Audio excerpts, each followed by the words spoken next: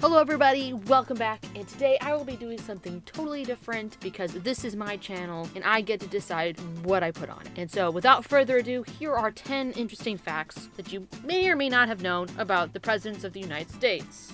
Number 1. Richard Nixon's first vice president quit because of tax evasion. Yes, before Nixon left office for infamous reasons, Vice President Spiro Agnew was forced to resign due to tax evasion. Agnew proclaimed his innocence, yet negotiated a plea deal. Agnew pled no contest to one felony charge and tax evasion. He was fined $10,000 and was on 3 years of unsupervised probation. Agnew then resigned. Gerald Ford took Agnew's place and held the vice president office before taking on the presidency after Nixon's departure. Number 2. President Franklin Roosevelt was elected 4 times. Yes, not once, not twice, not 3, but 4 times. Franklin Roosevelt easily won his 4th and final term on November 7th, 1944. He was sworn in on January 20th, 1945. However, he was in very poor health, a fact that was kept from the general public. Roosevelt died shortly thereafter on April 12th. Vice President Harry Truman assumed the role of the president on that day. Roosevelt's 4-term victories caused some to worry that a president could run and win an unlimited amount of terms. And so on March 21st, 1947, Congress passed the 22nd Amendment to the United States Constitution, an amendment that stated that a president could only have 2 terms. Number 3. John Tyler was the first vice president to take over after a president's death. Because this was new and unfamiliar territory, people were uncertain whether Tyler would serve all of William Henry Harrison's term. People would send letters to the White House to John Taylor, addressed as acting president. Tyler returned the letters unopened. Number 4. Theodore Roosevelt ran 3 times, once as vice president and twice as president. Roosevelt took over after President William McKinley died on September 14, 1901. Roosevelt then ran after he finished McKinley's term and won. After his second term, Roosevelt did not want to and so refused to run again. Howard Taft became president next. After Taft's term was over, Roosevelt ran again, but ultimately lost to Woodrow Wilson. Number 5. Grover Cleveland served 2 terms, but not together.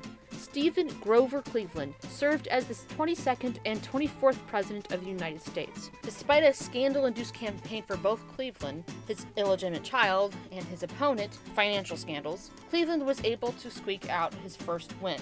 After his term, he lost to Republican Benjamin Harris. Cleveland worked for a law firm for the next 4 years. In 1892, President Benjamin Harrison's wife was dying, and so Harrison decided to not campaign in person, and so neither did Cleveland. It was a quiet campaign. Cleveland ended up winning his second run and was president from 1893 to 1897. Number 6. Richard Nixon ran against John F. Kennedy in 1960. Nixon was the incumbent vice president and was easily the Republican nominee. Kennedy was chosen as the Democratic nominee. Kennedy ended up winning the election, but by the narrowest of margins. Kennedy won the popularity vote by 0.17%, the smallest margin in the 20th century. He won Hawaii by 115 votes. But in the end, Kennedy won 303 electoral votes and Nixon won 219. Nixon would go on to become the 37th president of the United States in 1969. Number 7. Gerald Ford was offered a draft deal by the Green Bay Packers. In 1935, the Packers offered Ford $110 per game to play center. Ford declined and then received an offer from the Detroit Lions. He refused that as well and went to Yale to study law and eventually became the 38th president of the United States. Number 8. James K. Polk was the Democrats' dark horse. No one expected, including Polk himself, that James Polk would be tapped by the Democratic Party to run for the 1845 presidency. Before the Democrats choosing him, Polk ran for re-election as governor of Tennessee in 1841 and 1843. He failed both times. The Democrats could not reconcile the differences to choose between Martin Van Buren, who was president 4 years earlier, Lewis Cass, and James Buchanan. And so the Democrats decided to shake hands with each other by choosing James Polk. Polk defeated Henry Clay, his opponent, in a close contest. Number 9. Andrew Jackson and Martin Van Buren founded the Democratic Party. The Democratic Party was founded in 1828.